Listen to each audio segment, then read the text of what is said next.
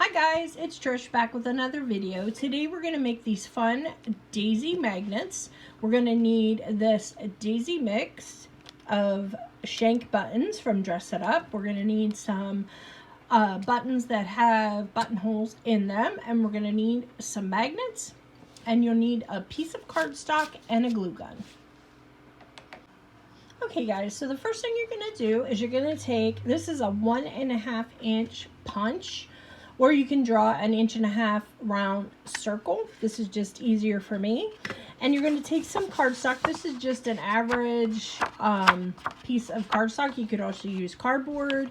I like using the cardstock because you can see you can match the color behind to it since you get some show through there. So I use this tan piece. I'm going to use that with this coral because I didn't have any coral cardstock. And then I'm going to take my shank button, one of my daisies here, and I'm going to get a heavy-duty pair of pliers, or if you have a heavy-duty pair of scissors or something like that. And you're just going to cut the shank off the back. And then we're just going to take our glue gun and we're going to place a dot of glue right in the center of this. Okay, just like so. And try to center your daisy as much as possible there. If we can get that to stay down there. Okay, so it's pretty much in the center. It doesn't have to be exact, but.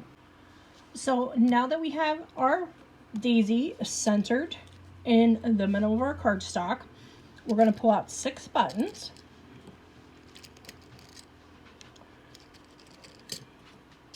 And you could mix this up and use all different colors of buttons, but I'm just going to use the coral and the turquoise together here. So we're going to start by gluing one of our buttons down. Just put a dab of glue anywhere on the cardstock and glue your button.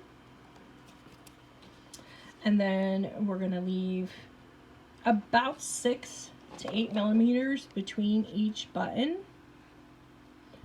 That usually seems to work out pretty decent for spacing for me. So we'll leave a little bit. That much.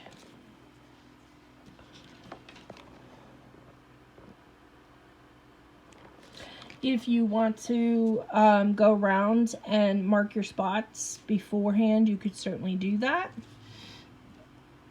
I'm really not that much of a perfectionist, so I'm just kind of flying by the seat of my pants. I figure keep things as easy as possible, right? So that's what I'm doing. I'm just leaving that little bit of space in between each one. And we're going to do the same thing here.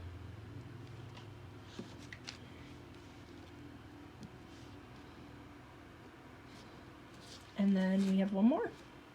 And it looks like it should fit in there pretty well. So we got about the same distance between all of them.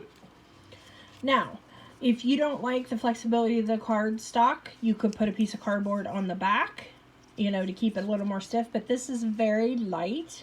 So I'm finding that if I just glue the magnet on, it tends to work just fine. So I'm just going to take one of these small magnets, and this is the 12.7 millimeter magnet that you can get. These are just little, and I'm just making sure they're what side is the magnet for me, and I'm just going to glue that in the middle with a little bit of hot glue. And it's as simple as that, guys. You can make a bunch of these for on your refrigerator. How cute that would be for spring and summer. So I hope you enjoyed this one, guys, and I'll see you in the next one. Bye bye.